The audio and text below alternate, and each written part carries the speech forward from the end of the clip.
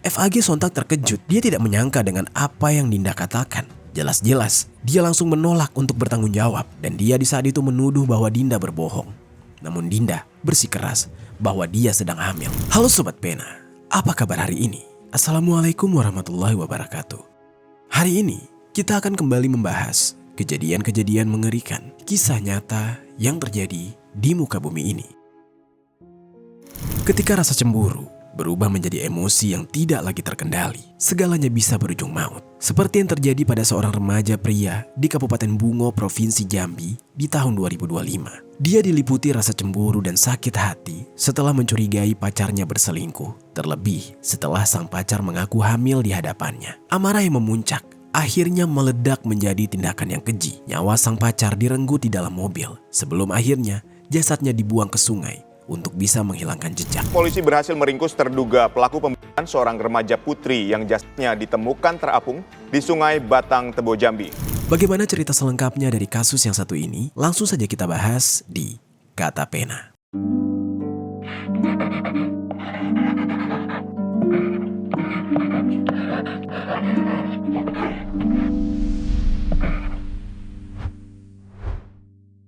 Sebelum kita mulai ke ceritanya, jangan lupa untuk subscribe channel ini dan bagikan video ini ke teman-teman kalian.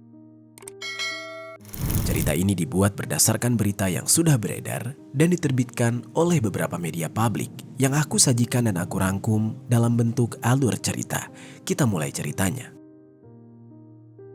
Jadi sobat, di sebuah wilayah di pedesaan yang tenang, tepatnya di Dusun Pemunyian, Kecamatan Limbur, Lubuk Mengkuang, yang berada di Kabupaten Bungo, Provinsi Jambi, tinggallah seorang remaja perempuan yang bernama Dinda Apriani atau yang kerap disapa dengan nama Dinda. Pada saat itu, Dinda ini sudah berusia 17 tahun. Dia berasal dari keluarga yang cukup sederhana. Bisa dikatakan, kondisi ekonomi keluarganya cukup pas-pasan dan hanya cukup untuk kebutuhan sehari-hari. Dikarenakan kondisi itulah, Dinda terpaksa hidup mandiri dan memiliki keinginan untuk memenuhi kebutuhan hidupnya sendiri. Diketahui bahwa Dinda sempat mengenyam pendidikan formal sampai dengan kelas 11 di salah satu SMA yang berada di wilayah tempat tinggalnya di saat itu. Namun pada saat itu, dia tidak melanjutkan pendidikan dan berstatus putus sekolah. Setelah tidak bersekolah, Dinda membantu meringankan beban ekonomi keluarganya dengan cara bekerja sebagai seorang pegawai toko di wilayah Kabupaten Bungo. Meskipun penghasilannya tidak seberapa, dia dapat memenuhi kebutuhan hidupnya sendiri selama bekerja. Lalu, selama bekerja itu, Dinda tidak lagi tinggal bersama dengan kedua orang tuanya, melainkan dia justru tinggal menumpang di rumah tantenya. Saat itu, lokasi tempat kerjanya lebih dekat dari rumah tantenya itu, sehingga Dinda tinggal di rumah tantenya tersebut. Bagi keluarganya, Dinda dikenal sebagai sosok yang mandiri, namun dia cukup pendiam dan lebih sering menyendiri. Dan bagi teman-teman kerjanya, Dinda dikenal rajin bekerja. Di lingkungan kerjanya, dia cukup tertutup dengan kehidupan pribadinya. Dia kerap berangkat dan pulang kerja seorang diri. Lalu seiring berjalannya waktu, Dinda diketahui menjalin hubungan asmara dengan seorang remaja pria berinisial FAG. Namun, tidak diketahui bagaimana awal mula Dinda mengenal FAG ini. Pada saat itu, usia dari FAG juga sama dengan Dinda, yaitu 17 tahun. Dan secara fisik, FAG memiliki postur tubuh yang tinggi, besar, dan gemuk. Sehingga penampilannya sering sekali membuat orang-orang mengira bahwa dia lebih dewasa dari usianya. Tidak diketahui bagaimana latar belakang dari si FAG ini. Berbeda dengan Dinda yang keluarganya sederhana, yang mana bahkan membuat Dinda putus sekolah dan harus bekerja untuk memenuhi kebutuhan hidupnya. Keluarga FAG diketahui memiliki kondisi finansial yang cukup atau lebih baik daripada Dinda. Bahkan FAG mempunyai kendaraan pribadi, yaitu sebuah mobil Toyota Avanza berwarna hitam dan sepeda motor NMAX. Dua kendaraan pribadinya itulah yang memberikan dia keleluasaan dalam bergerak dan beraktivitas di luar rumah. FAG tinggal di wilayah Simpang Tebat, Kecamatan Muko Mukobatin 7. Wilayah tersebut berada di Kabupaten Bungo. Tidak jarang FAG juga tinggal di rumah neneknya yang berada di Desa Tanjung Agung yang berada di kecamatan yang sama dengan wilayah tempat tinggalnya. Sehari-hari, FAG dikenal sebagai sosok yang tertutup dan jarang menceritakan urusan pribadinya kepada lingkungan sekitar. Hubungannya dengan Dinda berlangsung secara intens, namun tidak banyak yang mengetahui tentang hubungan tersebut. Hanya rekan terdekatnya saja yang mengetahuinya. Itu pun hanya sebatas ciri-ciri fisik dari FAG. Mereka tidak pernah tahu secara detail identitas dari FAG. Sementara itu, keluarga Dinda dan FAG juga tidak mengetahui bahwa Dinda dan FAG sudah berpacaran. Selama mereka berpacaran, FAG kerap mengantar jemput Dinda menggunakan mobilnya. Selain di hari kerja, FAG dan Dinda juga sering bertemu, entah untuk jalan-jalan atau sekedar makan bareng di luar, seperti hubungan asmara pada umumnya. Namun sobat, hubungan di antara Dinda dan FAG tidak selalu romantis. Usia mereka yang masih remaja membuat kondisi emosional mereka cenderung tidak terkendali. FAG rupanya memiliki sifat posesif dan cemburu, terutama ketika dia merasa Dinda berinteraksi dengan pria lain. FAG merasa bahwa selama berpacaran dengan Dinda, dia kerap menjadi pihak yang selalu mengeluarkan uang. Dia mulai perhitungan, dan di dalam setiap pertemuan hampir seluruh biaya ditanggung oleh FAG, mulai dari makan sampai kebutuhan lainnya. FAG di saat itu hampir tidak pernah membiarkan Dinda untuk mengeluarkan uang. Namun kebiasaan itu justru memicu rasa keberatan yang terus dipendam di dalam benaknya.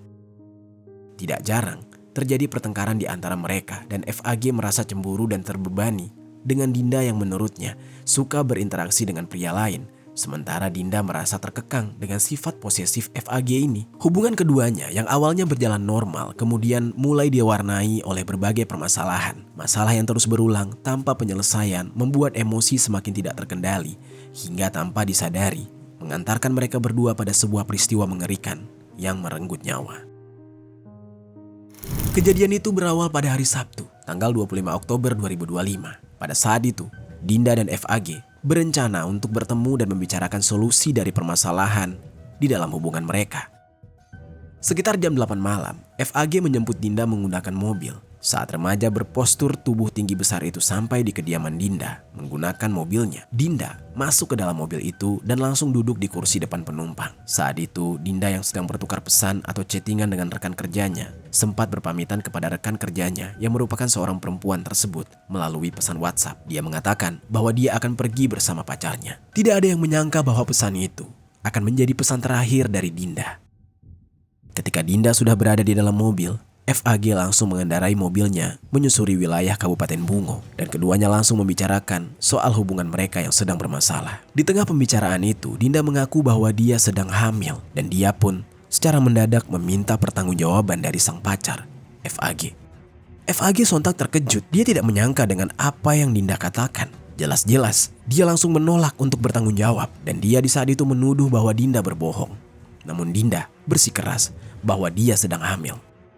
Padahal sobat, sebenarnya Dinda tidak benar-benar dalam kondisi hamil. Entah karena Dinda ingin tetap berada di sisi FAG sehingga dia berbohong, atau memang dia hanya ingin mencoba atau mengetes FAG sehingga dia melontarkan perkataan itu secara tiba-tiba. Yang jelas, apa yang Dinda sampaikan tersebut justru membuat FAG kembali mencurigai Dinda. Apa mungkin kehamilannya akibat dia dekat dengan pria lain? Di saat itu juga, FAG kembali menuduh Dinda dengan mengatakan bahwa Dinda sering pergi ke hotel dengan pria lain dan melakukan perbuatan yang membuat dia hamil. Dinda pun langsung mengelak apa yang disampaikan oleh FAG karena hal tersebut tidak ada buktinya. Hingga sekitar jam 9 malam, percekcokan pun terjadi di antara mereka. FAG masih berkutat pada kesimpulannya dan mengatakan bahwa Dinda pergi bersama dengan pria lain dan Dinda meminta pertanggungjawaban kepada dia.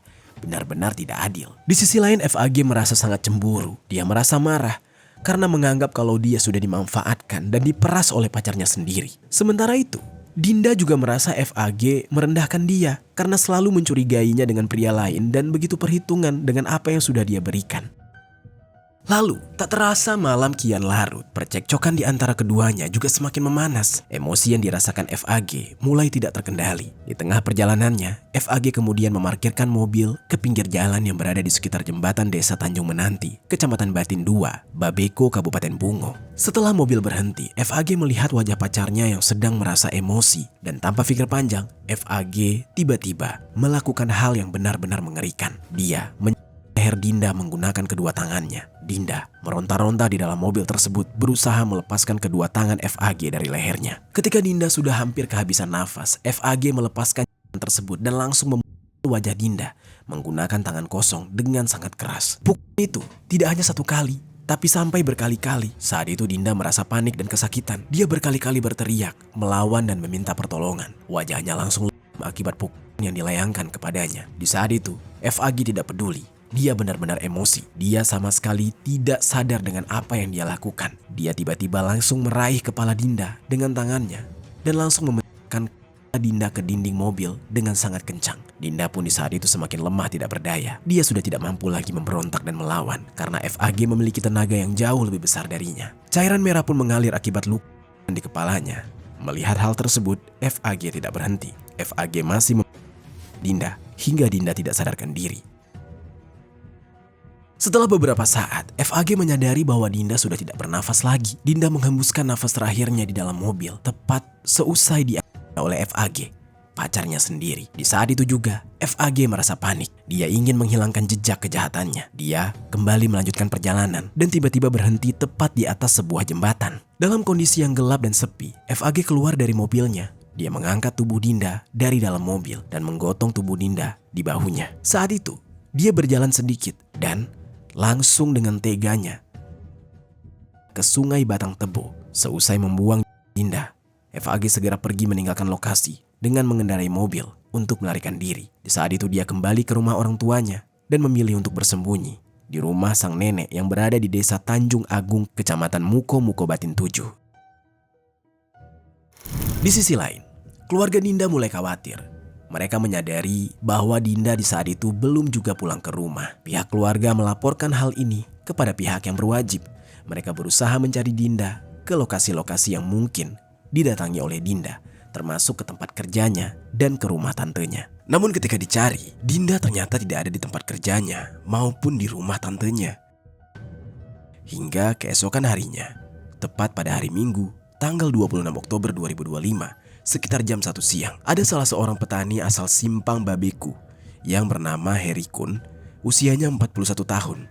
Kebetulan dia sedang melintas di Sungai Batang Tebo menggunakan perahu. Awalnya dia beraktivitas seperti biasa saja. Tapi ketika dia melintas di sungai itu, tiba-tiba dia melihat semacam ada sosok tubuh yang mengapung di sungai tersebut. Heri mencoba mendekati dan dia memastikan lagi apakah benar yang dia lihat. Ternyata dia mendapati bahwa itu benar-benar jasad manusia, yaitu jasad seorang perempuan.